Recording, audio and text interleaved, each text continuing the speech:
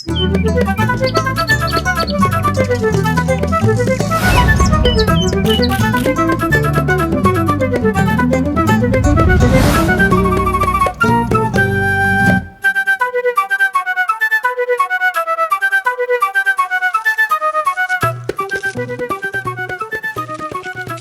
nasci em Moarama. Eu vim para aqui, para Foz do Iguaçu, eu tinha 8 anos de idade. Eu vinha direto brincar aqui no Arco-Museu, porque aqui não tinha cerca, que era tudo aberto, sabe? Nós vinha jogar bola aqui nos fundos. Isso aqui cresceu junto comigo, né? Isso aqui eu conheço com nem a palma da minha mão, conheço muitos anos isso aqui.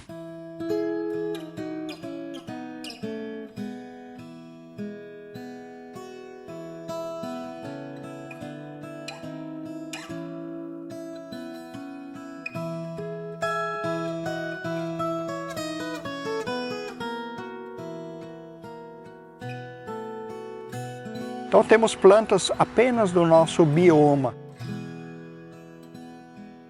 Você tem que manter sempre a natureza, tem que estar limpo, né? Sempre você tem que estar regando, moendo, jogando um adubo, né? Tem que adubar para se fortalecer. Porque se você não tiver curiosidade, você não vai aprender a fazer as coisas, né? Esse aqui é novinho, ó. Tá vendo? Porque a sementinha dele que no chão nasceu. Eu sempre digo que ali é o nosso melhor escritório. Não raras vezes contemplamos vários estudantes que chegam nesse espaço, sentam, começam a meditar ou simplesmente contemplam. A pesquisa arqueológica foi realizada pelo arqueólogo Igor Chimizi. Ele trabalhava na Universidade Federal do Paraná e ele já tinha feito boa parte das pesquisas arqueológicas em usinas hidrelétricas feitas até aquele momento. A pesquisa durou 8 anos, né, durante toda a construção e deu conta não só da área em si, da construção da usina, mas de todo o entorno do rio. Então, além da própria construção, outras construções, por exemplo, as vilas, também foram objeto de pesquisas arqueológicas durante esses 8 anos. Aqui a gente consegue observar a representação de uma pesquisa arqueológica. Então a gente tem os 2 pesquisadores, a prancheta que eles usam, todo o material que eles utilizam, afinal de contas a produção documental que exige a pesquisa arqueológica é bastante detalhada. A pesquisa geológica, ela inicia um pouco antes da própria construção, porque ela seria fundamental, inclusive, para definir o tipo de barragem que seria construída. Então, eles fazem, né, toda a estratigrafia, toda a constituição geológica da região para poder entender, mas principalmente essas rochas, né, o que foi retirado, é colocado no tempo para ver justamente como tudo isso reagiria. Afinal de contas, a barragem, ela tem aí uma previsão de durar muito mais de 100 anos. Então, como essas rochas reagiriam às questões ambientais da região, como seriam essas variações.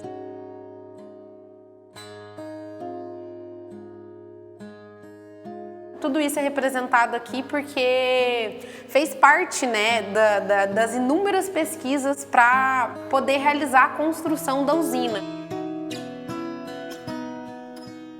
Toda a construção da barragem é assentada sobre a conformação geológica dessa região, que é basicamente formada por basalto denso e variações, né, e algumas brechas. Então, é sobre essa rocha e a característica geológica dessa região foi muito importante, né, para toda a construção da própria usina em si, mas também para a conformação do lago, possibilitando que o lago fosse de um tamanho menor pela característica de conformação do próprio rio e da geologia dessa região.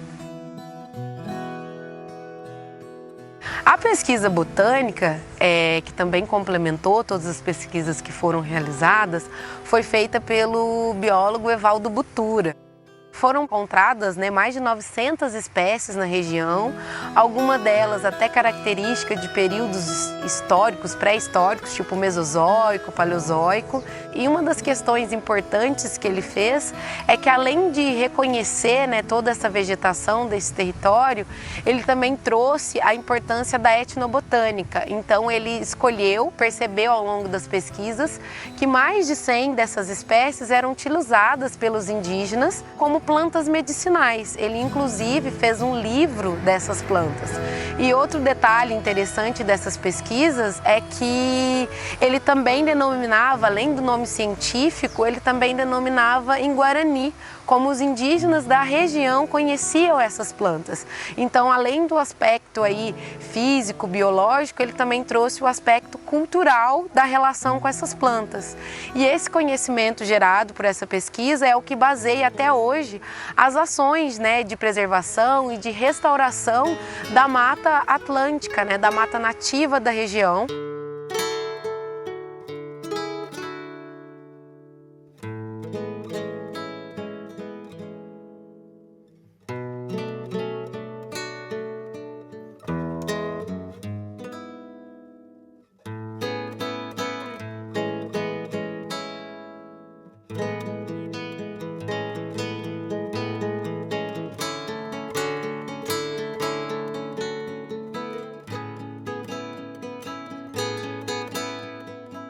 O nosso acervo zoológico, ele é conformado a partir da técnica de taxidermia.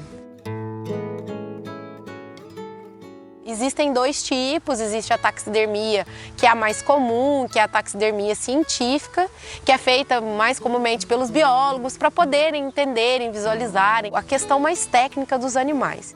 E existe a taxidermia, que é realizada em museus ou em espaços expositivos, que aí a intenção primordial é trazer o animal como se ele estivesse no seu ambiente natural.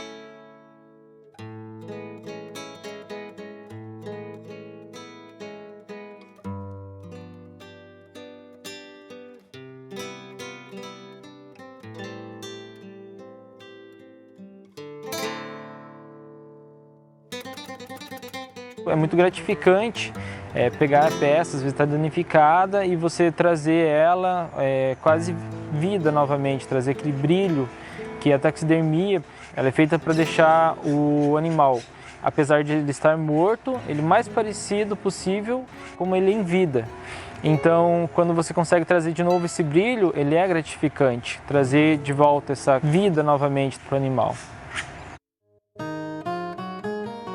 Existe sim uma necessidade de você fazer uma pesquisa histórica a respeito do ecossistema, a respeito de como esses animais estão sendo afetados pelas relações com os seres humanos. Então tem todo um contexto histórico que deve ser considerado no momento da pesquisa que eu posso utilizar recursos. Eu sempre busco pesquisas de outros pesquisadores da região.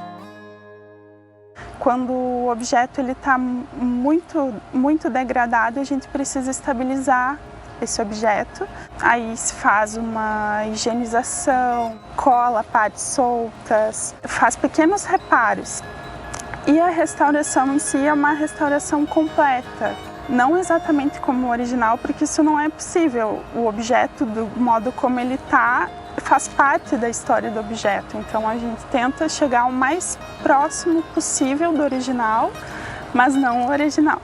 Aqui nesse primeiro módulo nós temos a coleção de arqueologia. Aí ela fica dentro dessas caixas. Então aqui, por exemplo, a gente tem vários fragmentos arqueológicos. Estão todos numerados, todos identificados. É um longo passo, assim, né? É um trabalho que não acaba. Ele já começou há alguns anos com outros projetos e essa parte agora eu acho que é uma das maiores partes. Bom, nesse outro módulo a gente também tem uma parte bem importante do nosso acervo arqueológico, que são essas urnas. Se esse trabalho não fosse feito, a nossa história iria se perder. E como é que nós vamos construir um futuro brilhante, com sucesso, sem a informação do passado? Muitos materiais foram coletados. Estamos falando em torno de 170 mil peças encontradas e catalogadas.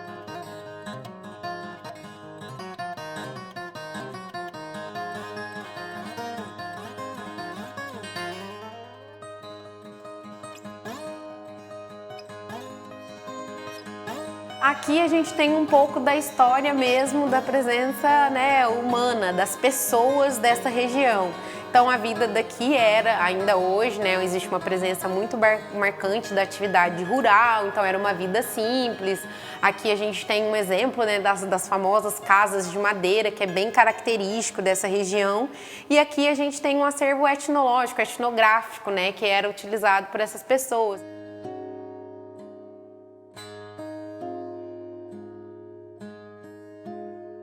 Exposições temporárias é onde que se abre espaço para os artistas.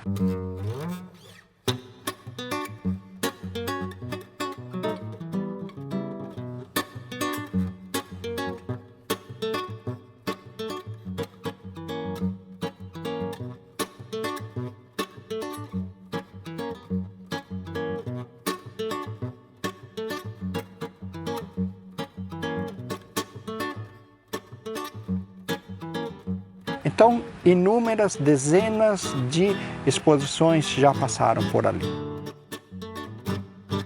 Atualmente nós temos então a exposição do Santos Dumont e a sua passagem então pela Terra das Cataratas.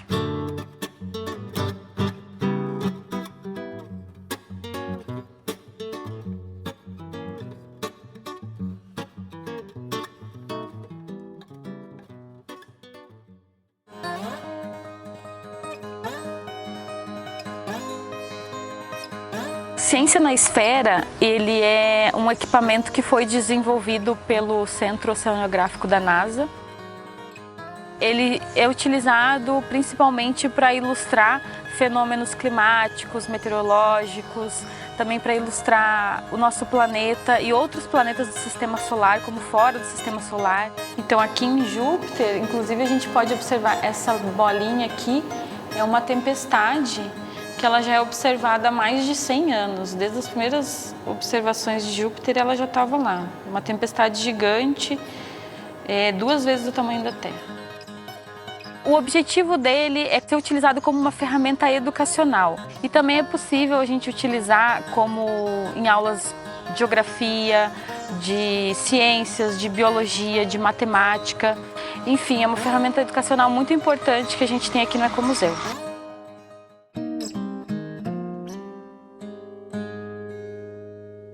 Em cada um desses espaços, nós temos placas com informações em 3 idiomas, português, espanhol e inglês, mas também todos os monitores estão capacitados para sanar essas dúvidas. E esse é o nosso prazer, compartilhar, formar stakeholders, ou seja, trazer essas pessoas para o conhecimento.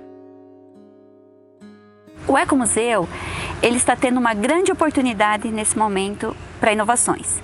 Uma delas é que ele vai passar por uma grande reforma estrutural e conceitual. Então nós vamos ter aí essa história que já existe e é importantíssima, ela vai ser melhorada, ela vai ser aprimorada. O segundo é a oportunidade da inovação. Nós vamos ter um complemento ao circuito museológico que a gente tem hoje, num novo prédio, né, um prédio tecnológico e científico. Então nós vamos ter aí uma extensão que seria o Ecomuseu do presente dialogando com o Ecomuseu e a Itaipu do futuro.